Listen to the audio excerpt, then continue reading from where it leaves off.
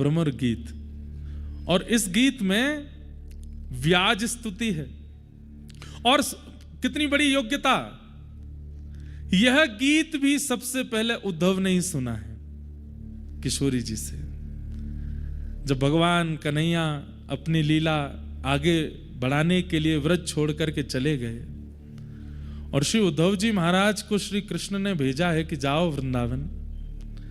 उस समय दूर खड़े हैं उद्धव, समीप नहीं आ रहे हैं किशोरी जी के। किशोरी जी ने देख लिया है उद्धव की ओर और समझ गई हैं कि ये संकोच के कारण मेरे सामने नहीं आ रहा है, लेकिन जानना चाहता है कि मेरे मन में क्या चल रहा है, इन गोपियों के चित्त में क्या चल रहा है, जानना चाहता है। इसका संकोच भी ना टूटे और हमारे हृदय की बात भी पहचान जाए, क्या करें। तभी उड़ता हुआ एक भौरा सामने आया। तो किशोरी जी कहती हैं, अरे गोपियों देखो जे कहा है रोए। बोले कहा, कन्हैया स्वयं तो आयो नहीं है, हम सबन की स्थिति देखवे के काजे अपनो सखा भेजो है। उद्धव जी डर गए, अरे ये इन्होंने कहीं मुझे देख तो नहीं लिया। तब कोई गोपी बोली, कौन सा सखा। तब किशोरी जी भौरे की ओर इशारा करती हैं, ये रहा कृष्ण का सखा। उद्धव जी ठीक हुए, चलो मेरे को नहीं देखा, भौरे को बोल रहे। पर भौरा कृष्ण का सखा कैसे। गोपियां बोली, ये भौरा कृष्ण का सखा कैसे हो सकता है। तब किशोरी जी गाती हैं, बोले इनका और कृष्ण का एक जैसा ही तो स्वभाव है। मधुपक तब बंधो मास्पृशं मधुपक तब बंधो। ये मधु है और मधु से बहुत प्रेम करता है। पुष्पों के ऊपर जाकर के बैठता है, वहां से सुंदर सुंदर रसों को इकट्ठा कर लेता है और एक जगह जाकर के उसको एकाग्र करने लगता है। कृष्ण भी तो ऐसे ही हैं, कभी किसी गोपी के पास, कभी किसी गोपी के पास, कभी किसी भक्त के पास, कभी कोई भक्त रुचिकर लग जाता है, सबसे उनका रस ले लेते हैं। पहला तो वर्ण एक जैसा, ये भौरा भी काला है, कृष्ण भी काले हैं। इस भौरे का जो स्वभाव है, कृष्ण का भी वही स्वभाव है। ये जगह जगह के पुष्पों से रस लेता है, कृष्ण भी तो यही करते हैं। ये एक प्रकार से किशोरी जी यहां पर ठाकुर जी को व्यंग मार रही हैं, इसलिए थोड़ा सुनिए इसको। कृष्ण भी तो यही करते हैं। अरे देखो तो, बहतु मधुपति स्तन मानिनी नाम प्रसादम यदु सदस्य विडम्बम यस्य दूतस्त्वमिद्रिक। इसकी मूंछों पर कुमकुम लगा है। बोले ये कुमकुम इसके मूंछों में कहां से आया। बोले कि अरे श्री कृष्ण जब चलते हैं तो उनके चरणों में कुमकुम लगाती हैं गोपियां, और अब हम तो लगाती नहीं, तो मथुरा की गोपियां जाकर के कृष्ण के चरणों में कुमकुम लगाती होंगी, और जब वो चलते होंगे उनके चरणों का आस्वादन पृथ्वी को होता होगा। जैसे ही वो अपने चरण उठाते होंगे, ये भौरा जाकर के उनके चरण चिन्हों से ही उस स्वाद को लेता होगा। वही कुमकुम इसके मूंछों पर लगा हुआ है। अरे कपटी भौरे, जैसे तुम हो वैसे ही तुम्हारे सखा श्री कृष्ण हैं। हमने बहुत बड़ी गलती कर दी जो कृष्ण से हमने प्रेम किया। उद्धव जी महाराज बैठे हैं बद्रीनाथ में, प्रसन्न हो रहे होंगे इस गीत को सुनकर के। थोड़ा सुनाई देते हैं। आज वर्षों बाद मन में भाव आया है इस गीत के प्रति। किशोरी जी गा रहे हैं।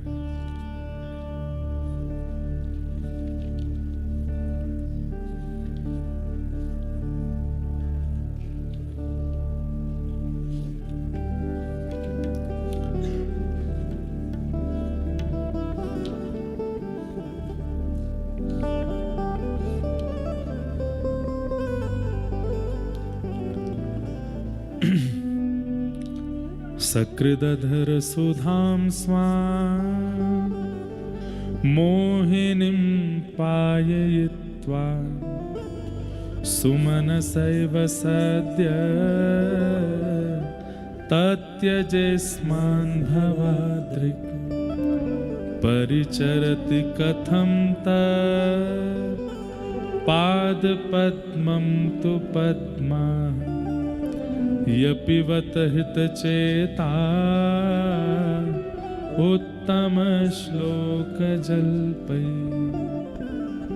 और किमिह बहुषढङ्ग्रे गायसी त्वं यदूना मधिपति मृगहाणा मग्रतो नः पुराणम् विजय सख सखीनां गीयतां तत्प्रसंग क्षपित कुचजुरस्ते कल्पयन्तिष्टमिष्टा मधुपकितव बंधो। मैंने कही उद्धव जी गान लगे का पास में आके।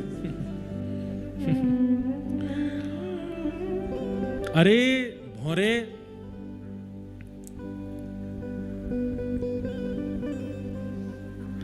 हमें तो लगता है तू ये जो गुन कर रहा है ना आकर के, तू उनका गीत सुनाना चाहता है, तू जरूर हम लोगों को ये बताना चाहता है कि कृष्ण ऐसे नहीं है, कृष्ण वैसे नहीं है। हमें सुनना ही नहीं है कि वो कैसे हैं कैसे नहीं है। उनकी ज्यादा चर्चा हमारे सामने मत करियो। कहीं हमें ये सब मत बताइयो कि मथुरा में उनकी स्थिति क्या है, उनकी परिस्थिति क्या है। हमें ये सब नहीं सुनना। क्यों? उनके बारे में सुन सुन के ही तो हमारी ये हालत हुई है। उनकी कथा ने ही तो हमको ऐसा बना दिया। अरे गोपियों, किशोरी जी कहती हैं, तुम ही बताओ कृष्ण से हमारी जो इतनी प्रीति हुई, इसके पीछे कारण क्या है? कथा। अगर हमने कथा ना सुनी होती, कृष्ण के विषय में इन संत जनों से, महत जनों से, कथा वक्ताओं से ना सुना होता, तो आज हमारी ये स्थिति होती नहीं होती। इतनी प्रीति ही नहीं होती, इतना प्रेम ही नहीं होता। अरे ये सब करा धरा तो कथा नहीं है। उनकी चर्चा मत सुनाना हमारे सामने, एक शब्द मत कहना। और हमें तो लगता है ये जितने भी कथा वक्ता हैं, गोपी गीत में गोपियों ने कथा वक्ताओं की बड़ी प्रशंसा की, पर भ्रमर गीत में यहां पर थोड़ा सा डांटा है। बोले क्या? बोले हमें तो लगता है ये कथावाचक जो हैं ये सब ठाकुर जी ने अपने आप हायर करके भेजे हैं। हमारी अच्छी अच्छी कथा सुना के सबको बावला कर दो, सबको व्याकुल कर दो, हमारे प्रेम में सबको विभोर कर दो, इसके बदले मैं तुमको मुक्ति प्रदान करूंगा। अरे मुक्ति के प्रलोभन में ये कथा वक्ता इतनी बढ़िया बढ़िया कथा सुनाते हैं कि हम सब रोते विलखते कृष्ण की याद में पागल हो जाते हैं, और कृष्ण फिर भी नहीं मिलते। हे भौरे, ये गुनगुन करना बंद कर, कृष्ण की लीला चर्चा हमको मत सुना। उद्धव जी दूर खड़े खड़े सुन रहे हैं। उद्धव जी तो सोच के, किशोरी जी जो जो बात कह रही हैं उस पर उद्धव जी सोच रहे हैं, नहीं श्यामाजू ऐसे नहीं है ठाकुर जी, अरे आप क्या जानो, वो तो बहुत विचलित हैं, बहुत व्याकुल हैं। किशोरी जी का मन समझ तो रहा है कि उद्धव पक्ष लेकर के आया है कृष्ण का, उसको उत्तर कैसे दूं, तो ऐसे दिया। उसकी प्रशंसा मत करना हमारे आगे। तुम्हारा कृष्ण कपटी है। पहली बार शायद हमारी श्यामाजू को इतना क्रोध आया होगा, और उस क्रोध का दर्शन उद्धव ने किया है। और ये क्रोध नहीं है। मैं एक बात कहा करता हूं बंधुओं,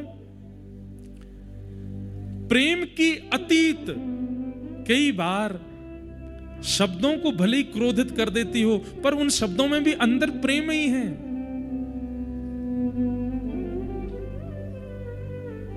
जब किसी से बहुत प्रेम होता है तो हम उसको भले ही कुछ शब्द गलत बोल देते हैं, पर हृदय में हमारी वो भावना नहीं होती।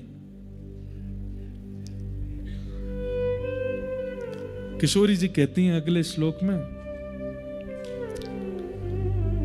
तुम्हारा कृष्ण तो कपटी है। बोले क्यों कपटी है? मृगयुरिव कपिंद्रम विभ्यदे लुब्ध धर्मा स्त्रियमकृत विरूपान् स्त्रीजितः कामयानां बलिमपि बलिमत्वा वेष्टयध्वंजवद्यः तदलमसितसख्ये दुस्त्यजस्तत्कथार्थः। अरे कपटी नहीं है तो क्या है? तुम्हारा कृष्ण आज का कपटी नहीं है, कृष्ण रूप में कपटी नहीं है। ये जितनी बार रूप धारण करके आया उतनी बार कपट किया है इन्होंने। गोपियां कहती हैं, अरे श्यामाजू आप ऐसे क्यों कह रही हैं?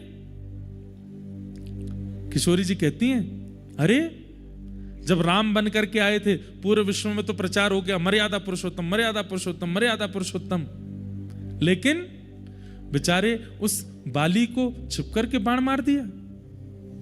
अरे हिम्मत थी तो सामने जाते, क्यों नहीं गए? दूर से छिप करके उसको बाण मार दिया, उसकी मृत्यु कर दी। और ये कपटी नहीं है तो क्या है? बोले क्यों? विवाह रचाने के लिए आई थी शूर्पणखा। अरे कोई अगर विवाह का प्रस्ताव लेकर के आया है, आप मना कर सकते हैं, आप हाथ पैर जोड़ सकते हैं, उठ के वहां से जा सकते हैं। नाक कान कौन काटता है? उसके नाक काट दिए, कान काट दिए। विवाह का प्रस्ताव लेकर के गई शूर्पणखा की स्त्रियमकृतक विरूपाम, उसको विरूपी कर दिया। और वामन बन के गए ये तुम्हारे कन्हैया। क्या बन के गए? बोले वामन, ना 53 ना 54, वामन बन के गए। छोटे से छोटे छोटे पैरों से चल करके गए। बोले कहां गए थे? सब गोपियां पूछ रही हैं। किशोरी जी कहती हैं, बोले एक राजा बलि था, उसके यज्ञ में गए और उसके यज्ञ में जाकर के बोले मुझे तो 3 पग जमीन चाहिए। त्रिलोकी का साम्राज्य जिसके पास, वो राजा बोला महाराज और मांग लीजिए, कम से कम 3-4 एकड़ तो मांग लीजिए। मैं तो 300 देना चाहता हूं, 300 एकड़ ले लीजिए। नहीं नहीं, 3 पग जमीन चाहिए। बोले भगवान आपको मांगने में लज्जा नहीं होगी, मुझे देने में बहुत होगी। और उसमें भी पता है तुम्हारे कपटी कृष्ण क्या बोले? बोले क्या बोले? अपने पैरों से नापूंगा 3 पग। छोटे से बन के गए थे, बोले अपने पैर से नापूंगा। किशोरी जी सुना रही हैं, सब गोपियां सुन रही हैं। एक गोपी बोली फिर क्या हुआ? बोले फिर क्या? हट में आ गए, बोले अपने पैरन से नाप के लूंगो। माखन चोर कन्हैया जितने बड़े ना, इतने बड़े थे वामन, वो गए, बोले अपने पैरन से। तो गोपियां बोले उनके पैर तो नेक नेक से। बोले आगे सुनो तो किया क्या? बोले क्या किया? बोले जैसे ही बलि ने संकल्प के लिए जल हाथ में लिया तो उनके गुरुजी ने फिर भी रक्षा की। शुक्राचार्य जी आकर के जल की तंतु में बैठ गए कि कहीं संकल्प ही ना हो, क्योंकि शुक्राचार्य जी को तो पता था कि ये साक्षात भगवान है, ये कुछ छल करेंगे। बोले फिर क्या किया? बोले कुशा निकाल करके तंतु में डाला, शुक्राचार्य जी की एक आंख पधार गई, जल ले लिया हाथ में और संकल्प लेते ही 3 पग जमीन का संकल्प लेते ही विराट हो गए। 2 पग से 3 लोक नाप लिए। तीसरा पग देने के लिए बलि के पास कुछ नहीं बचा। बासुकी नाग को आज्ञा कर दी, जाओ बलि को बंदी बना दो। इसने 3 पग जमीन देने के लिए वरदान दिया था, मैंने 2 पग से 3 लोक नाप लिए, तीसरा पग कहां रखूं? अरे बहनों, ये कन्हैया का आज का स्वभाव नहीं है, ये तो पहले से ही ऐसे हैं। दूर खड़े उद्धव कुछ कह नहीं पा रहे हैं और मन में विचार कर रहे हैं कि मैं जिनको गोबर थापने वाली, मैं जिनको दूध काटने वाली और सामान्य सी गोपियां समझ रहा था, ये तो भगवान के जन्म जन्मांतरों की लीला जानती हैं, इनको तो सब पता है। अब मैं इनसे क्या कहूं?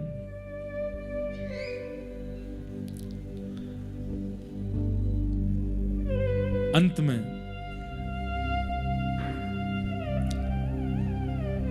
सब सखियां बोली, हे किशोरी जी आप इतनी उग्रता में बोल रही हैं, इतना आप बोल रही हैं, कहीं इस भौरे ने जाकर के कन्हैया को सुना दिया तो? और कहीं इस भौरे ने जाकर के कन्हैया को सुना दिया और कन्हैया ने सुना कि हम सब गोपियां और श्री राधा रानी उनके विषय में ये सब चर्चा कर रही थी, उससे उनका हृदय व्यथित हो गया तो तुरंत किशोरी जी व्याकुल हो गई और व्याकुल होकर के अपने कहे हर शब्द का निदान बताने लगी। अरे उन्होंने बलि को छुपके ऐसे थोड़ी मारा, उसके पीछे कारण है। बोले क्या? बोले भाई बलि के सामने जो आता था उसका सारा बल बलि के अंदर आ जाता था। कहीं राम रूप में ये बलि के सामने चले जाते तो इनका सारा बल बलि में जाता तो बलि की मृत्यु तो वैसे ही हो जानी थी। और अंत में जो चर्चा प्रभु श्री राम को करनी थी बलि के साथ, वो चर्चा ना हो पाती, इसलिए छुप करके मारा ताकि इसके प्राण निकले तो थोड़ी चर्चा हो। नहीं तो सामने पहुंच जाते तो ठाकुर जी का तेज कोई अपने अंदर धारण कर सकता है, बलि की मृत्यु हो जाती, इसलिए छुप करके मारा। अरे वो शूर्पणखा के नाक कान ऐसी थोड़ी काट दिए थे, उसके पीछे कारण था। बोले क्यों? अरे उसने पराम्बा जगदम्बा श्री सीता जी को निशाना बना लिया था। वो कह रही थी अगर मुझसे ब्याह करो, अच्छा ब्याह नहीं करोगे, इसके कारण मुझसे ब्याह नहीं कर रहे हो, मैं इसका वध कर दूंगी। जैसे ही वध के लिए गई सीता जी की ओर चरण बढ़ाए, ये तो हमारे पुरुषोत्तम प्रभु श्री राम की करुणामयी कृपा है। उन्होंने तुरंत जैसे ही लक्ष्मण जी के पास जा रही है, इनके पास आ रही, तब तक कुछ नहीं कहा, लेकिन अपनी प्रियसी के पास जाते हुए संकट को देखा तो उसके नाक कान काट दिए। ये तो प्रियजनों की रक्षा करते हैं। अरे बलि के यहां 3 पग जमीन अपने चरणों से मांगने के लिए हट इसलिए कर रहे थे क्योंकि ये जानते थे कि मैं 2 पग से तीनों लोक नाप लूंगा, तीसरा पग धरने के लिए मुझे स्थान नहीं मिलेगा, तो बलि कहेगा कि तीसरा पग मेरे सिर पर रख दो। ये चाहते थे कि दुनिया के सिर पर तो मैंने हाथ रखे हैं, पर बलि से मैं इतना प्रेम करता हूं, इसके सिर पर तो अपने चरण रखूं, इसलिए चरण से 3 पग मांग रहे थे। अपनी कही हुई प्रत्येक बातों को किशोरी जी ने ऐसे कह दिया कि कहीं ये भौरा जाकर के कृष्ण से कहे तो उनको कष्ट ना हो जाए। हे भौरे, तुम कृष्ण को कष्ट मत देना। हमने पूर्व में जो भी कहा वो तो एक प्रेमी का स्वभाव है ना, वो क्रोध कर सकता है अपने प्रेमी पर, लेकिन वास्तव में कन्हैया से हम बहुत स्नेह करते हैं। अरे उन्हें जिद मत करना कि वो वृंदावन आए, वो मथुरा में प्रसन्न है तो हम यहां सुनकर के प्रसन्न है कि वो वहां प्रसन्न है। बस वो सदा प्रसन्न रहें चाहे जहां रहें, हमारी इच्छा तो बस ये है। उद्धव जी महाराज व्याकुल हो गए। ये कैसा प्रेम का दर्शन मैं कर रहा हूं। एक क्षण में कोपित हो रही हैं, दूसरे क्षण में कहीं ये बात उन्हें पता ना चल जाए, तुरंत इतनी व्याकुल हो जाती हैं, इतनी अधीर हो जाती हैं। उद्धव जी महाराज शाम तक की कहकर के गए थे भगवान से। 6 महीने बीत गए वृंदावन में, 6 महीने तक लौट करके नहीं गए। और 6 महीने बाद जब स्थिति ऐसी हो गई कि मैं किशोरी जी के चरणों में लेट करके प्रणाम कर लूं, वंदन कर लूं। बंधुओं, यहां जो किशोरी जी ने उद्धव जी को शिक्षा प्रदान की है ना प्रेम की, इस पर कभी बहुत वृहद चर्चा करने का मन है। अध्ययन भी होगा, गुरुदेव आज्ञा करेंगे। अद्भुत प्रसंग है। 6 महीने उद्धव जी ने किया क्या वृंदावन में? किशोरी जी के सन्निधि में बैठकर के केवल प्रेम कहते किसको हैं, उस प्रेम का आस्वादन किया। प्रेम की परिभाषा क्या है, प्रेम का स्वरूप क्या है, वो सुना है किशोरी जी से। और कभी अवसर होगा उस पर चर्चा करेंगे। 6 महीने बाद उद्धव जी लौट करके गए। तो ये पूरा प्रसंग हमने इसलिए सुनाया कि यहां दत्तात्रेय भगवान ने अपना अगला गुरु भौरे को बताया। भौरे का एक गुण होता है, बहुत ध्यान से सुनिएगा। किशोरी जी ने भ्रमर को कृष्ण क्यों कहा, इसके पीछे दत्तात्रेय भगवान जो गुरु मानते हैं जिस लक्षण से, वो लक्षण घटित होता है। भौरे का एक लक्षण है कि वो लकड़ी में भी छेद कर सकता है। भौरे के पास इतनी नुकीला मुख है कि वो लकड़ी में भी छेद कर सकता है। पर भौरा जब कमल में जाकर के बैठता है और रात्रि होते ही जैसे ही कमल अपनी पंखुड़ियों को बंद कर देता है, अपने नुकीले मुख से भौरा उस कमल में छेद नहीं करता। क्यों? क्योंकि वो कमल से प्रेम करता है। उसे पता है कि सुबह तक मैं अगर इसमें बंद रहूंगा तो मेरे प्राण चले जाएंगे। लेकिन उसकी प्रीति है, उसमें छेद नहीं करता। ये कमल कौन है? साक्षात किशोरी जी का स्वरूप है। और श्री कृष्ण कौन है? वो साक्षात भौरे हैं। हमारे ब्रज की रास लीला में ठाकुर जी एक पंक्ति गाते हैं, मन श्याम रंग राधे बांध राखो संग प्यारी, मन श्याम रंग राधे बांध राखो संग, कहाँ जाएगी पतंग तेरे हाथ में है डोर, कहाँ जाएगी पतंग तेरे हाथ में है डोर रे, ओ बन नाचे नटनी को वाली नंद को किशोर, बन नाचे नटनी को वाली नंद को किशोर।